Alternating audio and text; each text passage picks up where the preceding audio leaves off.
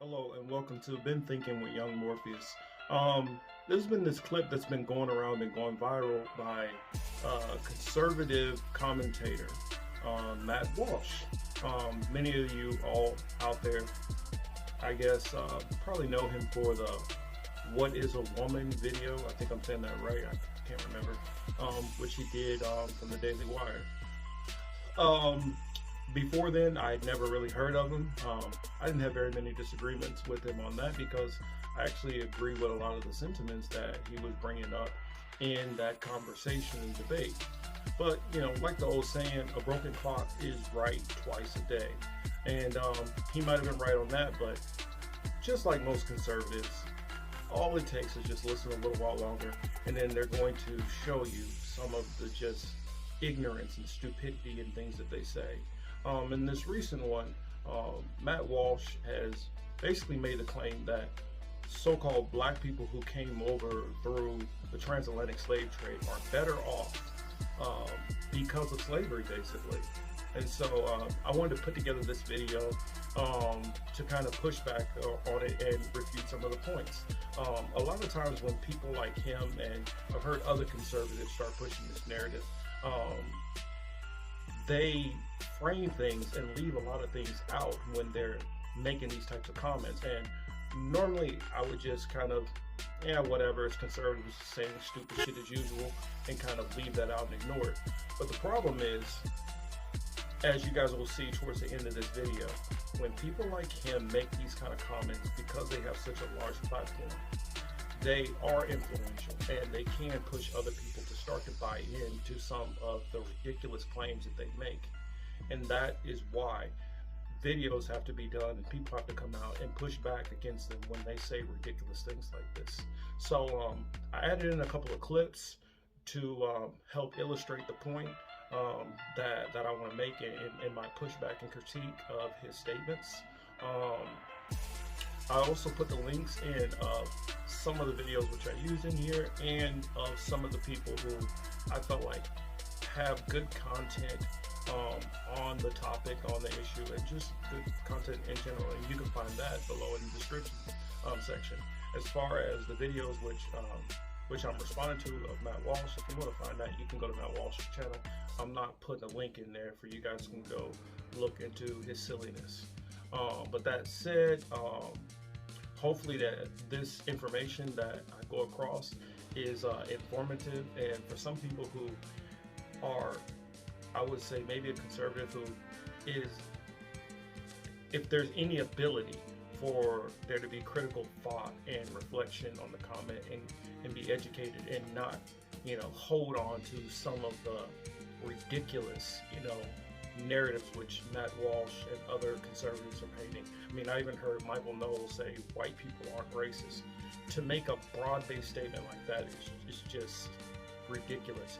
You can make the argument not all white people are racist, but you can't make the argument that white people aren't racist when there are clear examples of plenty of white people being racist. So that said, of course, I want to put the disclaimer around. Of course, I'm not talking about every single conservative, because every single conservative isn't going to agree with his sentiments in here. Some would probably just maybe keep their comments to themselves if they do agree. Some might be out there pushing back, and I don't know. But that said, I do feel like I needed to at least put this out, and hopefully for those out there who have critical thinking skills can weigh in all the information instead of just listening to the narrative that he put out there. And also, like I tell people in all my videos, just like on the Political Matrix, if you disagree with something that we're saying, look into it. If you agree with something that we're saying, look into it. Don't take anybody's word for anything that they say, and always look into your own research. This first video that I'll be starting with, it leads into him responding to Bill Maher, making some very, very, I guess, interesting statements to be nice about it. I would say more obfuscating and you know kind of muddying the waters on the topic. Did Columbus commit atrocities? Of course. But people back then were generally atrocious. Everybody who could afford one had a slave, including people of color. The way people talk about slavery these days, you'd think it was a uniquely American thing that we invented in 1619. But slavery throughout history has been the rule, not the exception. The Sumerians, the Egyptians, the Greeks, Romans, the Arabs, British, the early Americans, all the way up through R. Kelly.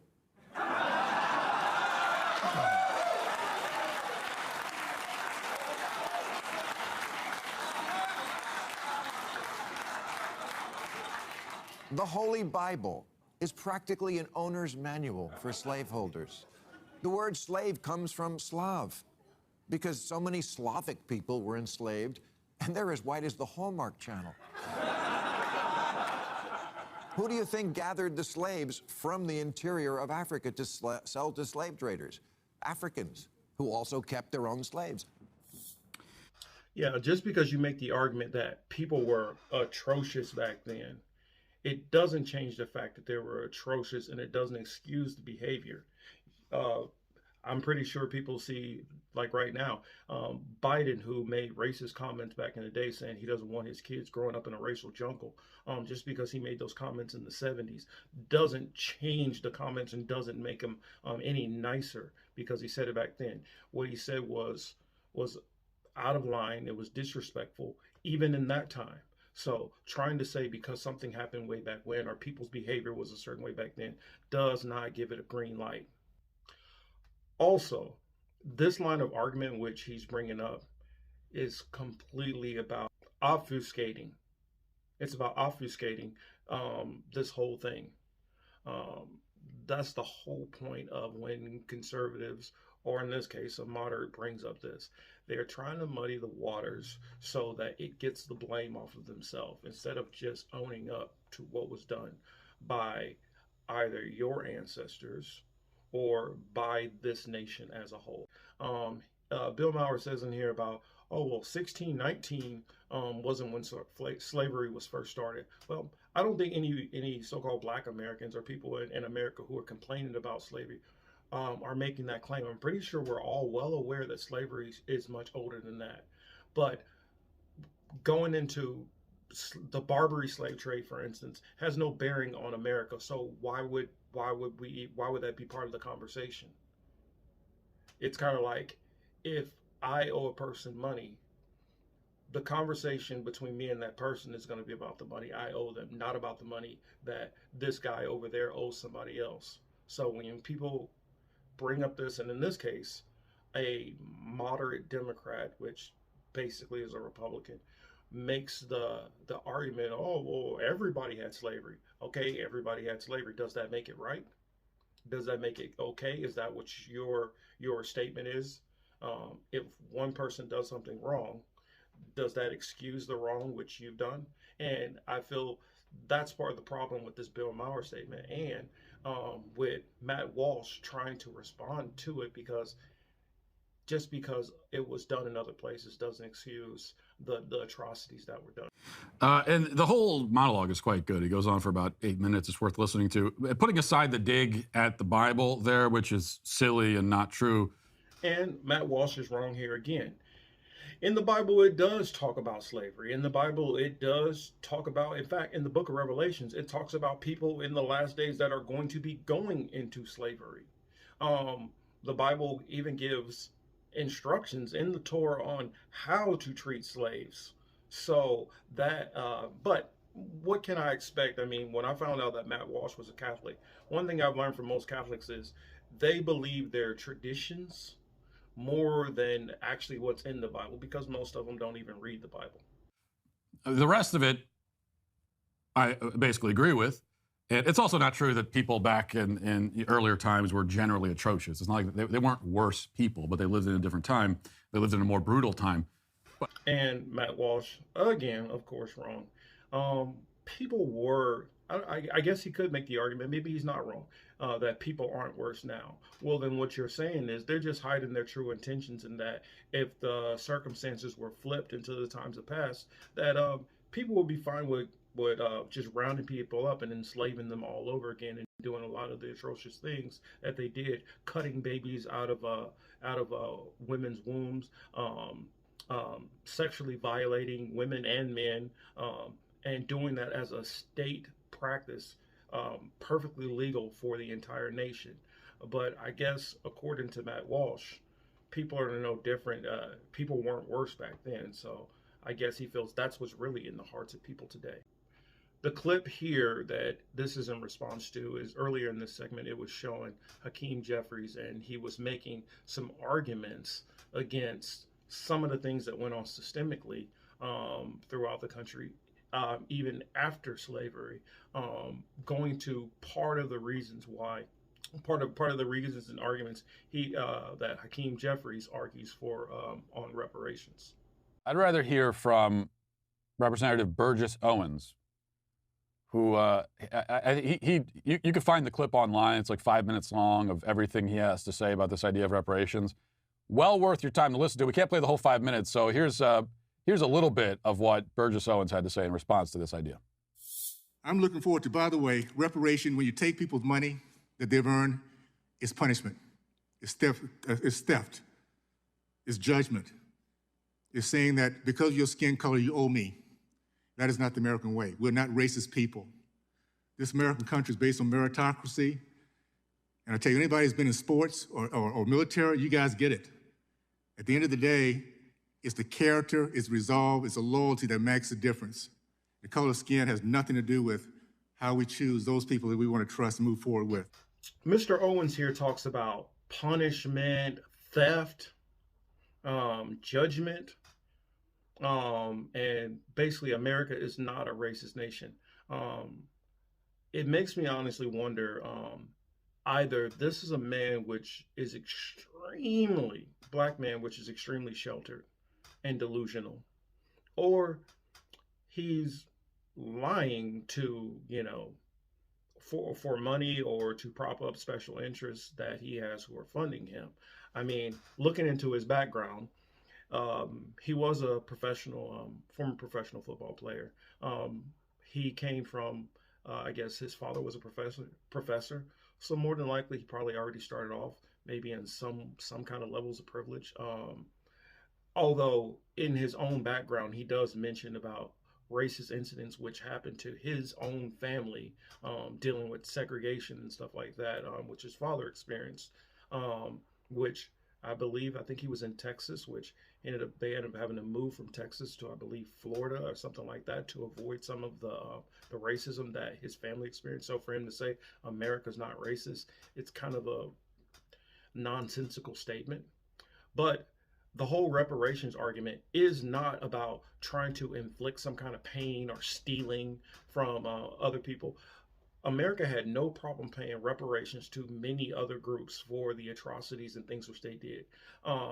America had no problem with forcing Germany to deal with the sins of their past. But for some reason, when it comes to America having to deal with what America did, America doesn't have to fess up or own up to anything that it's done wrong, whether that's today or whether it's, from its inception, or whether it's up to dealing with slavery at all. America is just exempt from judgment at all. I mean, on everything. And I guarantee if you were to ask Mr. Owens if he is a man who believes in faith and Bible, I guarantee you he'll tell you he believes in judgment. Reparations is not about theft. The theft that happened was what happened to our ancestors. That is the theft. And for you to believe that that has no impact or bearing on their descendants is ridiculous. If it wasn't for that original theft of stealing the land from the indigenous natives in the first place, this would not be a predominantly white country in the first place. It would not even exist in the framing that it does. So for one, you cannot say that that doesn't have an effect. For two, the free labor which this nation got and many other European nations got is why most of the European nations and America are the powers and have more influence over most of the rest of the developed world outside of China, up until recently. this this level of free labor that was extracted from the European nations, or why they have the power and dominance that they have today. So without that theft that happened there would be no America sitting as a so-called shining light on the hill. And when they talk about this theft, um, how much money comes out of the United States going to all kind of places, which is paid out of our tax dollars, which none of us want done or none of us approve of. But when it comes to America making some kind of atonement for the sins of yesteryear, its past, that's beyond the pale. The America that most conservatives live in or think in should be based off meritocracy, and in some instances it is, but not completely. And let's not fool ourselves into believing any nonsense like that. It's a reason why, for instance, my brother doesn't even go by his name. He shortens his name because he knows that just reading his name makes it harder for him to get a job. I grew up watching plenty of people in my community have to do what's called code switching. If you guys are not familiar with code switching, that's when you try to talk a different way so that when you hop on the phone, people don't perceive you to be black or to be the other different, ethnicities also. It's a reason why people try to conform, because there is a different standard. I mean, this same man who said America's not racist forgets that there was segregation literally in this country based upon race. That for the longest, and him being a former NFL player, there was a long time when a black man couldn't be a quarterback in the NFL. Do you think that was because black men were not capable of being quarterbacks in the NFL? No. It's because of racism. It's because management felt like a black man could not do those positions. And for this person to get on here, especially as a black man, to say such ridiculous claims. I mean, perfect example, sticking with sports, Jackie Robinson was not the best Negro League player, not by far. He just was the black player, which was very talented, who had the best temperament to be able to deal with the crazy amounts of racism that he was going to have to face going into the all-white major leagues. And this video here I wanted to add in, it kind of reminds me of this congressman here. We got to add a little fun, of course. Enjoy. Now, if you think niggas is worthless and lazy today, oh, Lord help me, you should have seen them back in slavery days. Good old Master Colonel and plantation owners like him provided darkies all over the South with good jobs, food, housing. I'm telling you, slavery was the best thing that ever could happen to Negro kind. Yeah, that kind of sums it up. That's what it is. It is punishment, vengeance. That's why I say what is greasing the wheels here for this to actually happen is white guilt. White guilt at an all-time high in this country, especially on the left, but not just on the left. This is something that is being drilled into kids' heads from a very young age. And it gets more and more intense as they get older. You get into college, and it is full-on cult-like brainwashing. But the idea is if you're white, you're guilty of these sins from the past. You have unique ancestral guilt. As I always say, it's a very religious kind of idea. This is their religion. The idea of inherited guilt. Only in this case, it is racially inherited guilt. Like there's guilt that flows in the bloodline for white people. And this is an idea that many people find very convincing and compelling because it's been beaten to their heads. If you haven't guessed by now what this is all about, all of this conversations which they're having about slavery and this and that is all to try to build up resistance to, reparations being paid out. That's what all of this dog and pony game is. And my guess, what it would be is, it's people up even higher than a Matt Walsh or Ben Shapiro. It's very wealthy people not wanting to have to fess up and own up to some of the things which were done. I mean, some of these very donors and people who keep things like the Daily Wire afloat would be some of the people that if you looked in there, you realize that their whole entire business, their whole entire, what do you call it? Not, I don't want to say legacy. What's the word we're looking for? Their whole organization is what it is because of gains that came from slavery. And if they were to have to pay reparations and the amount got higher and higher, they might start looking back to the direct people who benefited from it, the exact families who built it, who built their empires. That's the word I was looking for. Who built their empires off the backs of slavery and who have never given back. This is what people like that are worried about.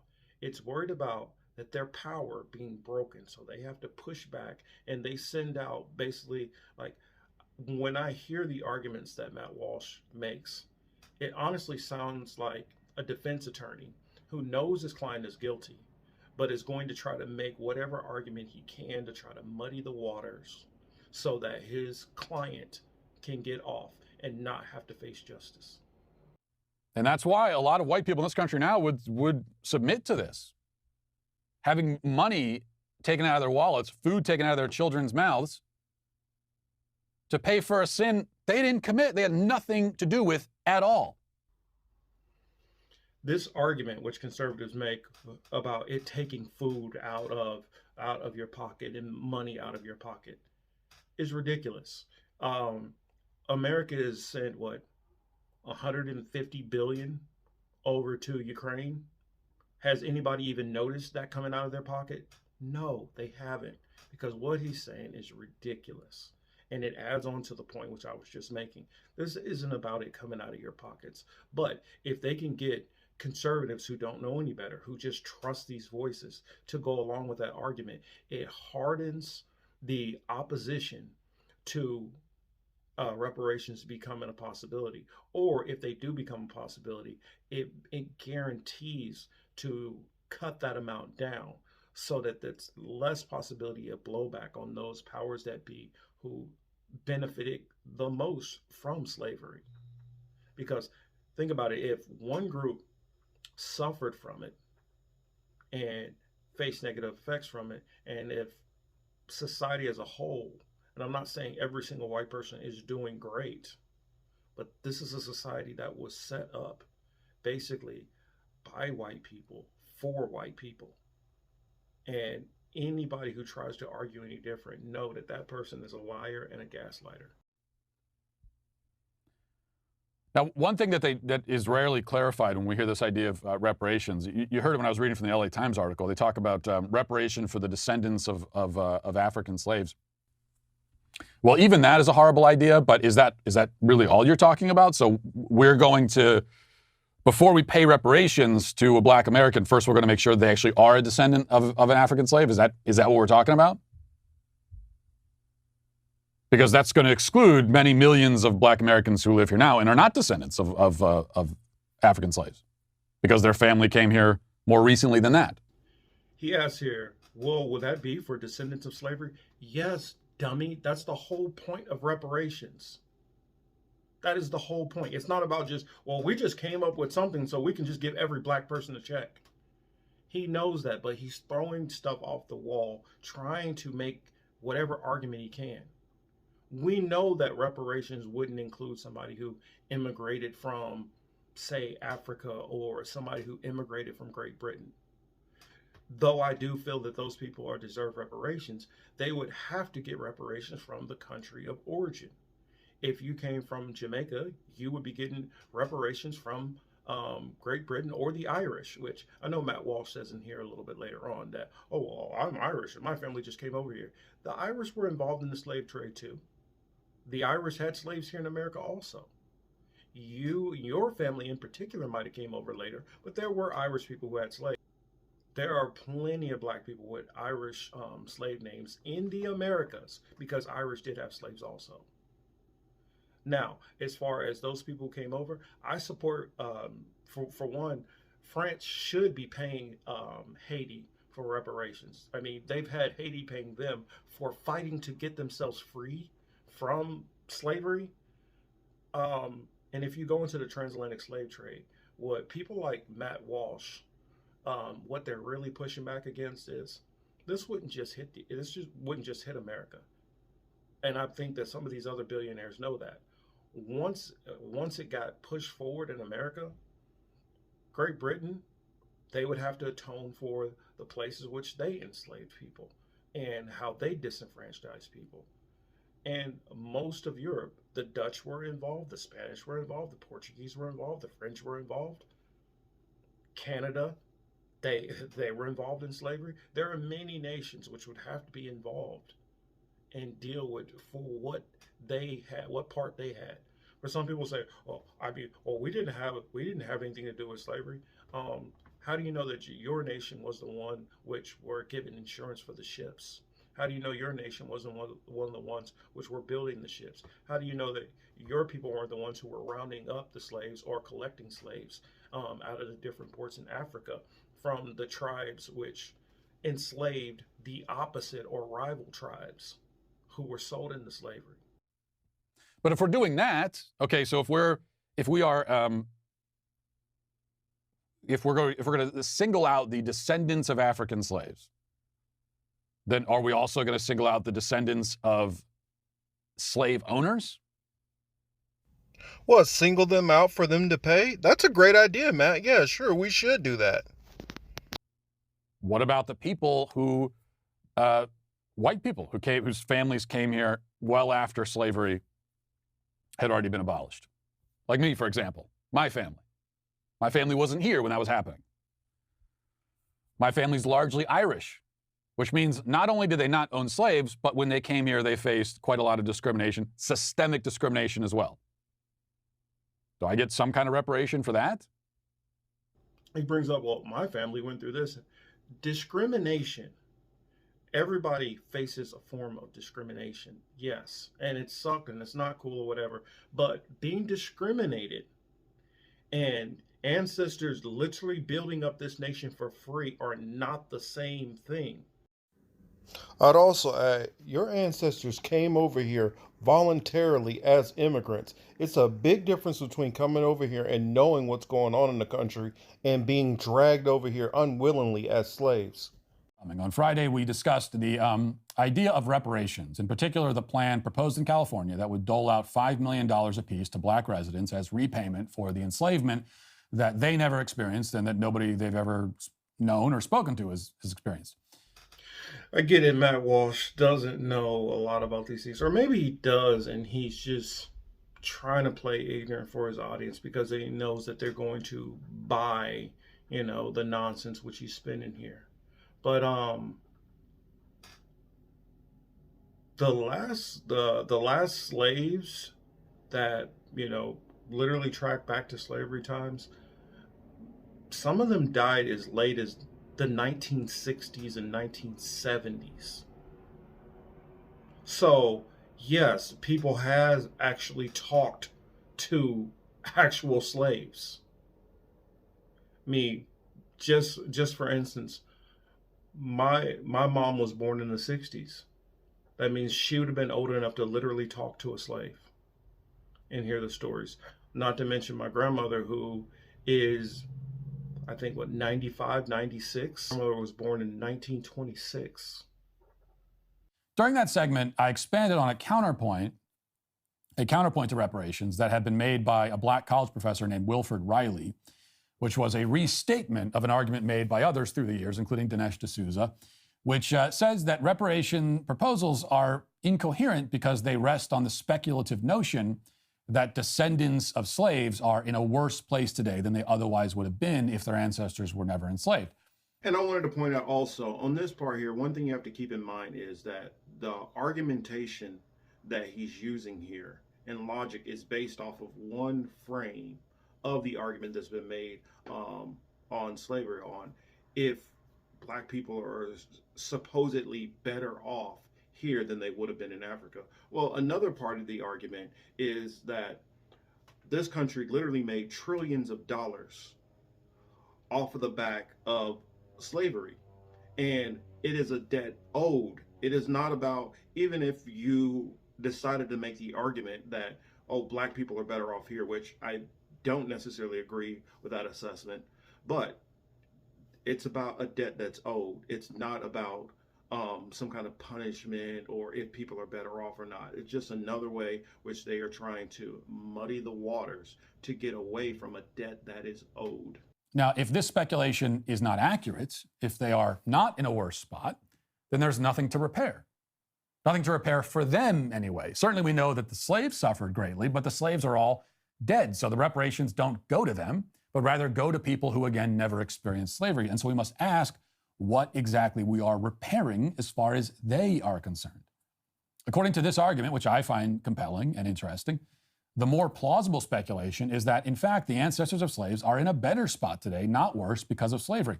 This doesn't justify slavery or make it okay, obviously. It simply calls into question the basic logic behind allowing a group to literally cash in on historical atrocities.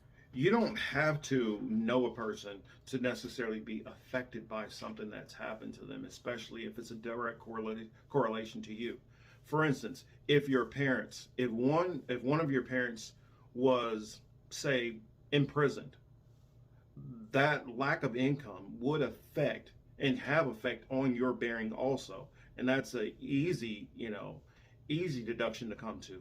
Now, if you factor in if your grandfather, your great-grandfather were disenfranchised in this land, that would put them at an economic disadvantage naturally over somebody whose ancestors were not disenfranchised in that way. I don't get how that's not a simple argument to understand, but it is. And that's not even getting into all of the things which resulted after the abolishment of slavery, which added on to the effects of slavery and why things are not as even as somebody like a Matt Walsh would try to make you think. I would add on to that a Matt Walsh is benefiting from a system that was established well before he was born, and he doesn't know any of the people who established it. Most people don't know any slave masters, but that doesn't mean that people didn't inherit the wealth from their slave masters' ancestors or the land which was stolen. If your ancestors were able to get free land and other people were not, and that land was passed down, I don't see how you can't understand how that could help you. So if it can help you, why wouldn't, on the other token, that it would hurt people who it didn't? For instance, Native Americans are in the state they're in because their land was taken and stolen from them and never recompensed to the level that they were fully deserved. And therefore, you can still see that it has a benefit and effect on them today. So if you can understand how it benefited you, Matt Walsh, or people who agree with the statements that Matt Walsh makes, you should be able to understand how on the negative side of it, it affects the other person.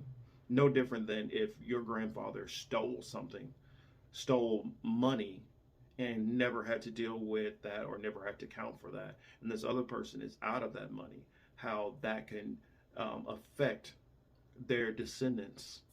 In fact, it seems rather clear that Black Americans are doing better here today than they would be had their ancestors generations ago never been brought to these shores. We can prove this point by simply asking which African country anyone asking for reparations would prefer to live in. The answer, of course, is none of them.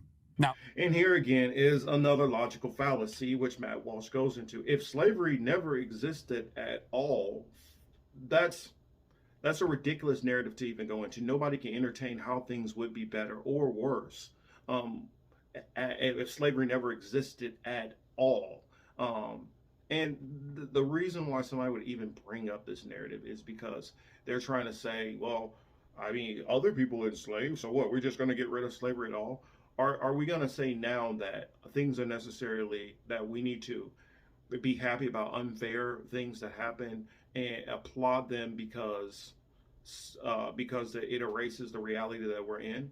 Are we now to say that every crime or horrendous thing is good because your life is better? I mean, the sheer, I guess, self-centered and narcissistic way that this man looks at the world in general, I mean, is disturbing to me, to say the least. Historically, sub-Saharan Africa has been fundamental to the global prosperity of the advanced countries. Okay? And Africa had a role to play. It has a role as a raw material producer. We will not allow sub-Saharan Africa to escape that. Okay, we do everything to keep sub-Saharan Africa where it is, also impoverished. It's absolutely vital for the prosperity of everyone else. So let's get clear about that. Okay, and this means all the economic structures, all the global institutions, and the economics we teach everyone is all designed to keep Africa exactly where it is. And whether it is Europe or US or now China, it's always the same. We need Africa to be impoverished because we need those raw materials and we need them dirt cheap. Okay, so that's the message. It doesn't mean to say that there's nothing Africans can do. Of course there is. Okay, but this is the opposition that they're fighting. This is what it's about. Because if Africa does do something different, I assure you living standards of all those in Europe and North America and Asia is going to fall. This isn't a very smart argument. It's very narrow-minded. People who make this argument don't think of the bigger picture. This argument of his cannot fly because there are a couple of points or factors that he is not putting into consideration. The fact that after our people were taken away, those that were left behind were colonized and enslaved on the continent. Their civilization process was rudely interrupted and forced to come to a halt. Their systems and all they had built were destroyed. A vast majority of their history and evidence of their civilization were stolen and put in museums across Europe. Before colonization across Africa, there were numerous grand cities, empires, kingdoms, and the buildings and architectures that were in these kingdoms and empires were insane. Let's take the Benin Empire, for example. Have you heard of the Great Walls of Benin? The Great Walls of Benin were about 6,000 kilometers in length and consumed 100 times more material than the Great Pyramid of Cheops. It is estimated that it took the Edo people of Benin 150 million hours to dig and construct the Great Wall of Benin. According to estimates by the new scientist Fred Pierce, Benin city walls were at 1.4 times longer than the Great Wall of China. The Guinness Book of Records 1974 edition described the walls of Benin city and its surrounding kingdom as the world's largest earthworks carried out prior to the mechanical era. There are barely any trace of these walls today because during colonization, the colonizers deliberately destroyed the walls of Benin. The city of Benin was destroyed by the British in 1897, and all our ancestors had built was brought to nothingness. Shout out to my Edo people, by the way. As you guys know, I am an Edo girl. Edo is my place of origin. So yeah, this wasn't a hit close to home. This was a hit at home. We also have Great Zimbabwe. She too went through a lot. Her buildings were destroyed. Now all we have are ruins of what the ancestors created. But more unfortunately for Great Zimbabwe and our ancestors from there, the colonizers are presently attributing what's left of what Great Zimbabwe was like to the works of aliens. The ancestors of the Zimbabwean people did this, but they are attributing their hard work, their intelligence, their glory to aliens. They just can't let us have nothing, not even when we are the ones who created it. This reminds me of the Leo Frobenius guy who tried to attribute the glory of Africa to white people. He came to Africa and could not accept the fact that we were as developed as we were when he came, so he came up with this transatlantic theory so he can steal the credit for our civilization and give it to white people. Man was wowed by our civilization but couldn't accept the fact that it was black folks who put together said civilization. I already made a video on this, so if you want to check it out, it's linked down below in the description. It's just crazy how when it comes to African civilization, if they are not trying to take credit for it, they are giving credit to aliens. Also had the Songhai Empire, Kingdom of Aksum, Kush, Mali Empire, Ghana Empire, the Ethiopian Empire, Ancient Egypt, which at the time of our ancestors was called Kemet. We had the Kingdom of Numidia, Kong Empire, Luba Empire. We also had the Oyo Empire, who like the present day Edo people or the Benin people are in present-day Nigeria. We had the Kingdom of Numidia, we had the Kong Empire, we had kingdoms, right, and empires. And all of these kingdoms were doing exceptionally well. But no thanks to colonization, the systems that they had going were interrupted. Not only on the continent, across the globe, right, systems were interrupted. And now we have world hunger and world poverty. Pre-colonial Africans didn't have any of these problems. The richest man in history is an African man, King Mansa Musa from Mali. man was so rich, he was gifting gold everywhere he went. Like, ancient Africa was on another level. So when people like him make this narrow-minded argument, they don't put into consideration the fact that if Africa was left alone, if ancient Africans weren't colonized and enslaved, if their systems weren't interrupted, and their civilization wasn't forced to come to an abrupt halt, if our ancestors were left alone, present-day Africa would not be looking like it looks today. Plus, if the Europeans isn't presently still exploiting Africa, if they didn't have their noses buried deep into our business, if they were giving us space to breathe so we can heal. It wasn't long ago we gained our independence. We need space so we can find our bearing and pick ourselves back up. And this is why I hate these narrow-minded arguments, because they make it seem like we were never doing nothing, and like it's not because of them that Africa looks the way it looks today. Now, you might offer the rebuttal that if slavery never existed, if we're reimagining history without that institution at all, then Africa itself would be in a better shape, better place, and better shape, and maybe indeed Black Americans would be better off there. But this seems highly unlikely. And here again is another logical fallacy, which Matt Walsh goes into. If slavery never existed at all, that's a ridiculous narrative to even go into. Nobody can entertain how things would be better or worse if slavery never existed at all. And the reason why somebody would even bring up this narrative is because they're trying to say, well, I mean, other people enslaved, so what, we're just going to get rid of slavery at all? Are we going to say now that things are necessarily, that we need to be happy about unfair things that happen and applaud them because it erases the reality that we're in? Are we now to say that every crime or horrendous thing is good because your life is better? I mean, the sheer, I guess, self-centered and narcissistic way that this man looks at the world in general, I mean, is disturbing to me, to say the least. And it also ignores the fact that Africans participated in slavery and the slave trade as much as they were victims of it. Now, I know I've already addressed this comment before, but Africans enslaved other Africans. For one, you're making it seem like there's no difference between the different African nations. There's no difference between the tribes of Africa. There's no difference between whole entire countries.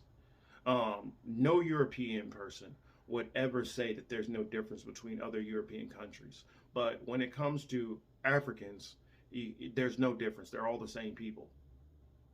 And even though one African country took part in oppressing and enslaving another African country, that does not erase the misery that it caused on that other nation.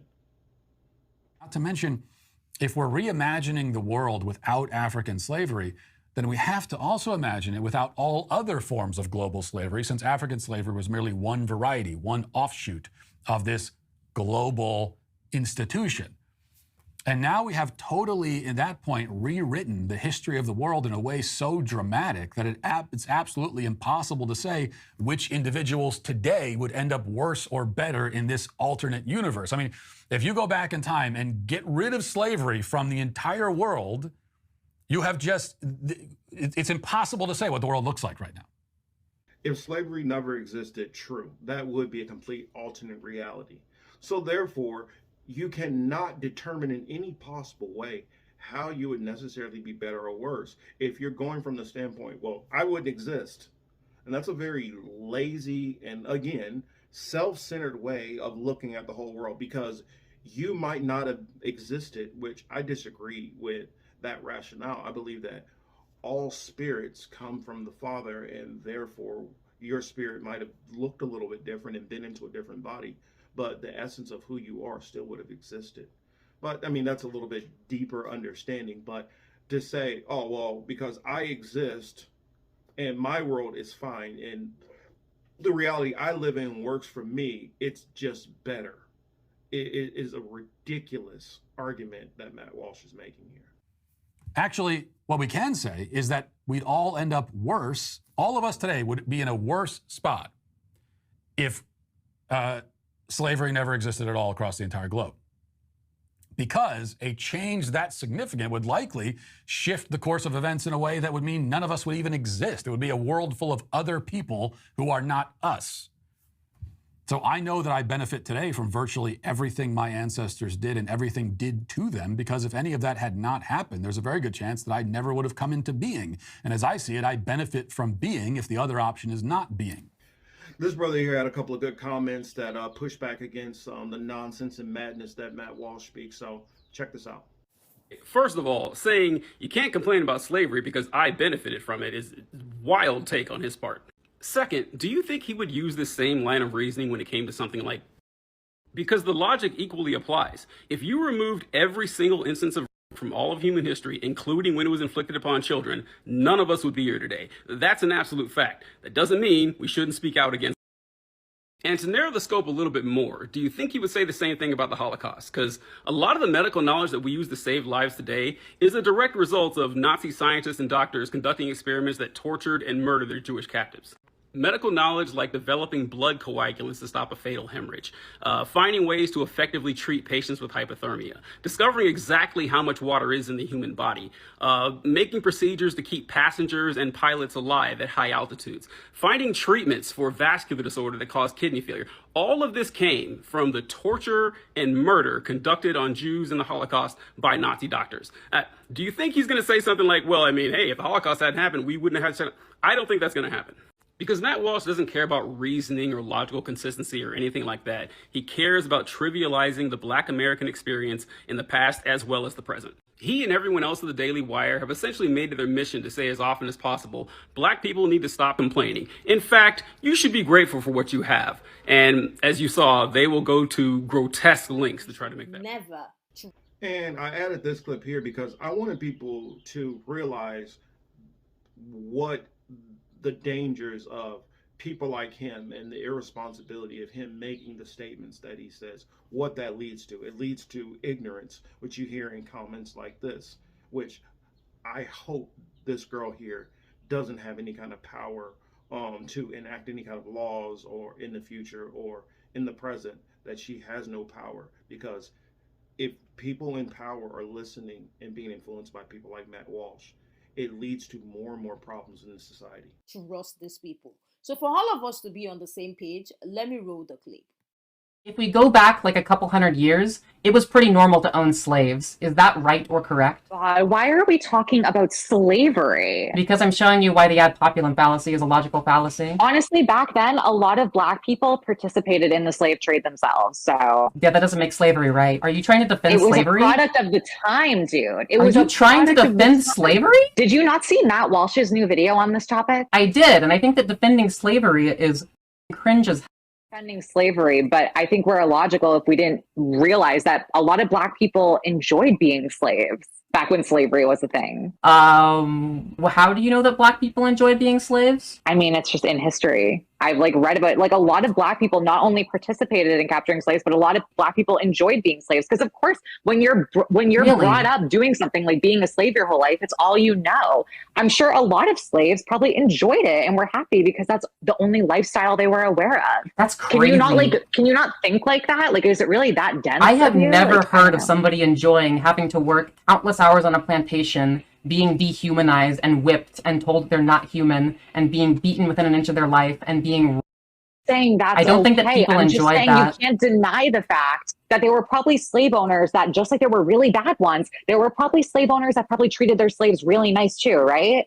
You're not thinking logically. You're being so dense. So I'm just going to say that in general, I think it's wrong to own humans. Of course. We're not in that time period anymore. But you're defending slavery. I'm not defending it. I'm saying it was a product of the time. You said that Black people enjoyed being slaves. I think there were probably a good majority of Black people who back then were born and raised as slaves, probably because that's the only thing they knew. It was the environment they grew up in. If they had a slave owner who treated them well, they probably enjoyed their lives, a few of them. I think it's illogical to believe that every person who was a slave back then hated their life. I truly think that's illogical. I do. I'm pretty sure that being owned is not a good thing. Because you grew up in this generation and this is what you've been taught. And we know these things now. No, but back then, not just because those societal standards were not created yet. Not just because I grew up in this generation, but because I can think logically and morally on this topic and why it is unfair to own another human based off of their birth as having like a certain skin color, for example. That's unfair. I'm pretending and like I'm saying it's illogical. okay to own slaves now, because that's not what I'm insinuating. You are defending slavery. I'm not defending it. I'm just giving you the facts. Aren't you all about facts over feelings? Yeah, and I believe that slavery is immoral. Right,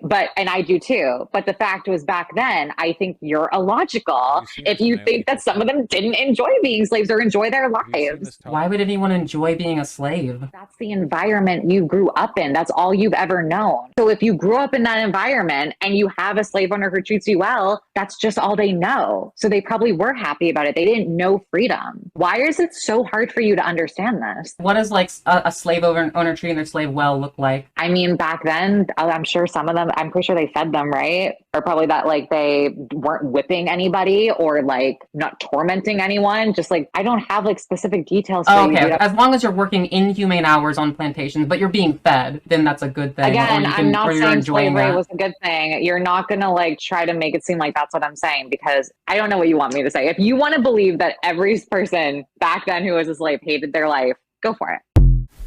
And I wanted to add in this this TED Talk here, because this gentleman, I think, explains some of what's going on in here and why we feel like maybe this is a level of like, is he this ignorant? Does he just not get the ridiculousness of what he's saying? No, he does get what he's saying, and there is an aim behind it. And I feel like this video here will give a little bit of clarity and context to the kind of thought processes of the Matt Walshes of the world. Donald Trump was put into office by white nationalism, by divisive conspiracy theories, and by a long history of white supremacy in this country. Conspiracies of war against white America, conspiracies of the government attacking white Christian America. These conspiracies have existed in white communities across America for decades. Donald Trump simply provided legitimacy to these conspiracies by using key and designated language in his campaign that caused white America to circle in a shark frenzy and cast their votes. Now, how do I know this? How can I say this so confidently? Because I come from a white little town in North Carolina where I learned white supremacy. Racism is so casual where I'm from, it's culture. I'll say it again, racism is so casual, it's culture. And that culture breeds the next generation of white supremacists. And that's what I want to talk about today. I want to talk about that cycle of white supremacy that has yet to be broken. I want to talk about the silent complicity of white America whenever white supremacy is challenged. I want to talk about the ignorance of white America as it pertains to identifying and stopping white supremacy. Because you see, white supremacy is the single most dangerous thing in America to anybody who doesn't look like me. I was raised in the mountains of western North Carolina in a white little neck of the woods, often referred to as a holler. I grew up with the Confederate flag in my front yard, and my neighbor had one in his, and this neighbor in his, and the guy down the road, everywhere. That flag was a sign of our heritage. At least that's what I was told. What heritage, might you ask? A heritage of simple, hard-working Christian folk. Patriots who love their country and their neighbor, as long as your neighbor looks like you. You see, racism, where I'm from, is so casual, it's hidden in plain sight. I didn't know it existed. The N-word was daily vocabulary. I didn't even know that was a bad word. Growing up, I learned that people who sag their pants are thugs. Growing up, I learned if you live in government-assisted housing, it's because you're too lazy to get a job and work hard like us. Growing up, I learned that these people get food stamps and sell drugs. You see, one day my dad was going on a rant about just that when a guy knocked at my door. So I went and let him in. The guy went and sat with my dad, handed my dad some money.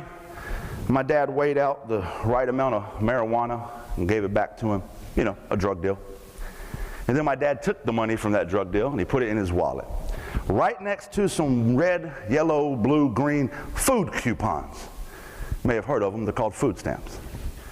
Did my dad see the hypocrisy of us having food stamps and selling drugs while he's telling me about these people getting food stamps and selling drugs? No. Because my dad would explain it like this: son, I work hard and I pay taxes, so I deserve these food stamps. And I don't make enough money and I want to provide for you children, so I got to sell these drugs to make ends meet. You see the hypocrisy of that. The cognitive dissonance is cringeworthy. How could my dad, an otherwise intelligent man, be so ignorant? Easy. It's a toxic cycle of white supremacy and white ideology that has survived the test of time. You see, during slavery, only rich white people could afford to enslave other people. But to prevent the poor white people from empathizing with the plight of enslaved black people, what the rich white people did was this. They told the poor white people, hey, if you work hard, you can be like us. And what they did was they gave them management positions on the plantation, called them overseers. That way they were more important than the enslaved black people. The idea was simple. You might be poor, but hey, at least you ain't black. That ideology, that mindset has survived the test of time. Fast forward to my dad sitting in the living room ranting about these people with food stamps and drugs while selling drugs and using food stamps. I can hear it. We might be poor, but at least we ain't black. Breaking that cycle is the key to defeating racism. Because I want you to understand, and this is very important, that although white America's busy spinning conspiracies of white America being targeted, there's no tangible, quantifiable evidence to justify their case. But ironically, the same people that believe that will refute systemic oppression against the black community when there's tangible, quantifiable evidence to prove it. The United States Department of Justice statistics show a black man's 3 times more likely to be killed by the police than a white man. The United States Sentencing Commission has proven that a black offender will receive a 19% longer sentence on average than a white offender, same crime, same criminal background. A black mother is 4 times more likely to die during childbirth than a white mother. 22% of black Americans live in poverty, only 9% of white Americans live in poverty. If you're a black American in this country, you're 2.5 times more likely to live in an environmental justice neighborhood. That means you're next to a power plant, next to a waste dump, next to a structure that poses significant health risk, regardless of your income. These are irrefutable facts, tangible evidence that shows black America is disproportionately disadvantaged in this country, yet the vast majority of white America calls that government lies. Refuse to believe it exists. But yet somehow we're the ones being targeted. Why? It's easy.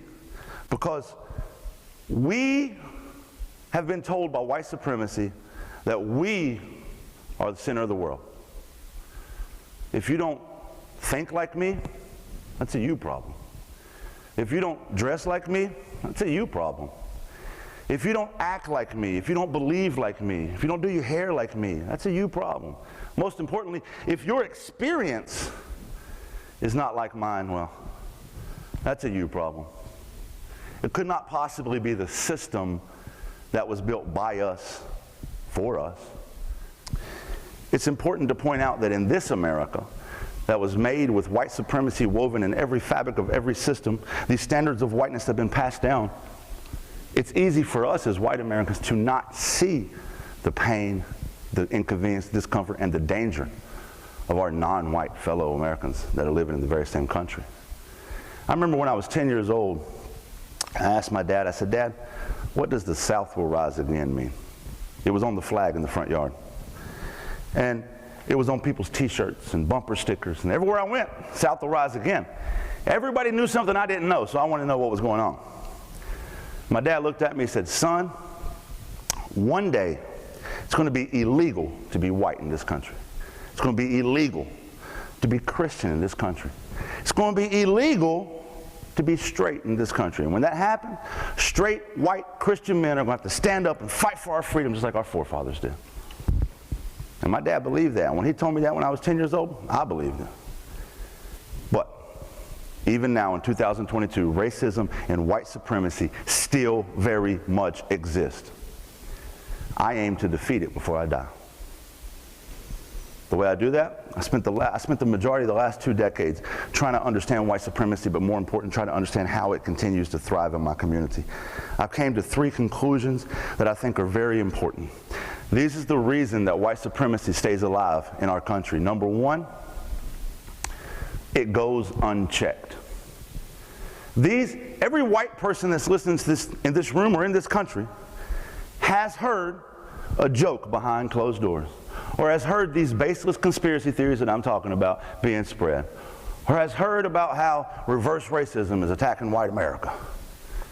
And as a white person, if you do not call that out, if your family, friends, coworkers are doing these things and you say nothing, you are an accessory to murder. Your silence allows these hateful ideologies, conspiracies, and dangerous rhetoric to continue to fester and be passed down to the next generation of white supremacists. Your silence is quite literally violence. Number 2, lack of education. 99% of white America look you dead in the face right now and say, I'm not a racist. 98% of them couldn't define what racism is. Our entire American education system is whitewashed. Even our history books, they're nothing more than romantic fiction novels in which all the heroes are white. It is our civil responsibility, our duty, to combine our collective voices and demand that our education curriculum be revised, revamped, that our history books tell the truth about the rights and wrongs of yesteryear, so that we can have less wrongs and more rights in the years to come. And number 3, I saved this for last because it's the most important in my book, equity and inclusion.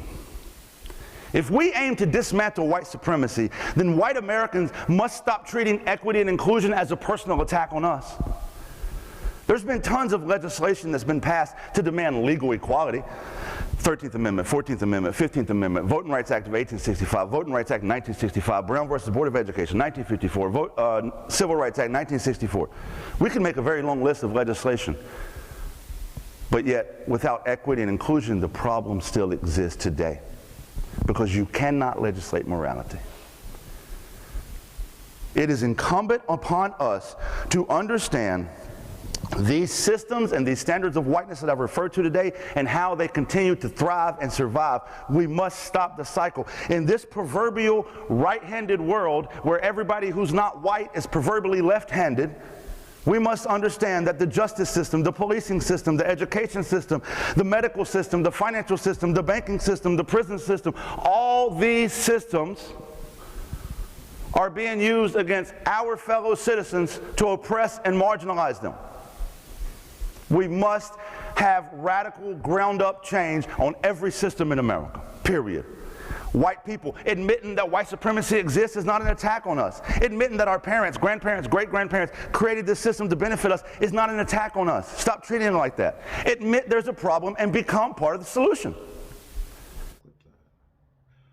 In closing, there was so many different things that I would have liked to add in here, things that I could say, or other clips that I can add in here. One that, I guess, TikTok account, which I think people should follow, who's pretty good at pushing back against ignorance, which you hear from a lot of white conservatives, would be Amy Chan, right here above.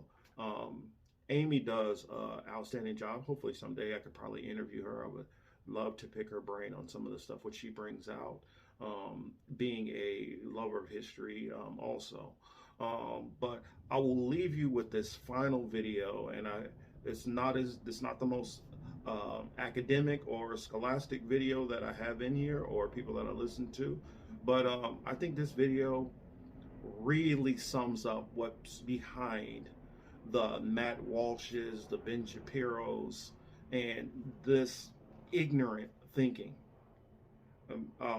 Or even I'll say the powers that be that are above a Ben Shapiro that push this kind of nonsense and pervades this white supremacist ideology. Until the next one, I'll see you guys then, and enjoy this clip on the way out. Folks are largely professional gaslighters when it comes to race. We are professional liars when it comes to race. It's part of white supremacy and how it functions and how it works. From the very first African that was enslaved, we have been gaslighting black folks as white people. That's our culture. That's our tradition. That's our indoctrination. And that's what we do. And that's what we do best. We lie every single day. And we lie to black people. We lie to each other. We lie to ourselves about race. We gaslight. Gaslight, if you don't know, it's a psychological term. It's where the abuser tells the victim that this reality of you being abused is not really happening. It's just something in your imagination. You're being paranoid. You're being too sensitive. All this abuse is not real. And if it is real, it's only because you deserved it. I was trying to help you. It's justified somehow. We have always justified our racism. And if we're not justifying it, we're denying it. If we're not denying it, then we're deflecting it. The last thing white people would do is simply acknowledge the truth racially. That's why I say we're bullshit artists. We are professional fucking liars and gaslighters. That's exactly what we do as white people, and that's the fucking truth. And if you deny it, you're a fucking liar. 90% of white people today, right now in America, no matter how young or how old, we've been so profoundly indoctrinated that we cannot simply acknowledge the truth racially. Can't do it. And if we do it, there's a but or a deflection. Can't do it. 90% of us will not do it. So this is why we are gaslighting academically. This is why Black history all around America right now is being criminalized. That tradition of gaslighting, that tradition of hiding, that tradition of pretending racism's not real is their educational system. And they want to protect that tradition. They do not want the truth to be out. People know that the hope is with the younger generation. Isn't that what they always say? I hope the younger people, I hope the next generation will do better. They know that if the truth ever gets taught racially, that's why CRT is banned. That's why if you talk about race, it's banned. All around America, states, counties, schools, teachers, threat of arrest, Black stories, beautiful Black books, banned, erased, censored, libraries empty, criminalization of Black history, folks. Because why? Because white people are racist. White people are all about denying. White people are all about gaslighting. That's our tradition. Deny, deflect, never teach the truth, never acknowledge the truth. Because if we do, if we teach the truth, what will happen? White supremacy could be threatened. Economic advantages for white people, the dominant position could be threatened. They're threatened, like all bullies are threatened. They're threatened by their victims. So of course they don't want the truth to be taught. So what do? They keep it whitewashed. They keep the lies perpetrating, the narratives, the whitewashing. Pretend George Washington, Andrew Jackson were heroes as they owned hundreds of slaves. Keep pretending. Keep denying, keep whitewashing. Let's not learn about Black heroes. Let's not learn about Black stories. Let's not learn about Black history. Let's not learn about Black contributions. Why? Because that would be the truth. And that's not our tradition. We're supposed to promote whiteness. That's how white nationalism works. They pretend that, we're innocent. We're trying to protect the sensitivity of our white children. No, you're not. You're trying to keep white supremacy and your privilege alive. You want to be on top the same way that your parents wanted to be on top and their parents wanted to be on top. That's how white supremacy works. It's a power thing. The idea of dismantling white supremacy cannot happen until we can teach our children the truth.